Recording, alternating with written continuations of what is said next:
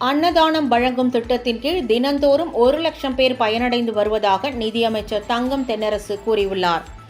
2025-26 ஆண்டுக்கான தமிழக பட்ஜெட் உரையின் போது இந்து சமய அறநிலையத்துறை சார்பிலான திட்டங்கள் குறித்து பேசிய அமைச்சர் தங்கம் தென்னரசு, கடந்த 4 ஆண்டுகளில் 2662 திருக்கோவில்களில் திருப்பணிகள் நிறைவு பெற்று குடமுழுக்குகள் நடைபெற்றுள்ளதாகவும், தமிழ்நாட்டில் உள்ள 777 திருக்கோவில்களில் நடைபெறும் அன்னதானம் வழங்கும் திட்டத்தின் கீழ் தினந்தோறும் சராசரியாக 1,00,000 பேர் பயனடைந்து வருவதாக தெரிவித்தார்.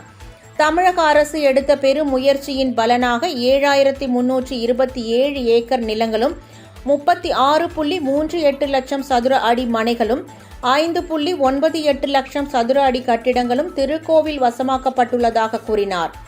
2025-26 நிதியாண்டில் 1000 ஆண்டுகள் பழமை வாய்ந்த திருக்கோவில்களில் திருப்பணிகள் செய்திட 125 கோடி ரூபாய் நிதி ஒதுக்கீடு செய்யப்பட்டுள்ளதாகவும் அவர் கூறினார்.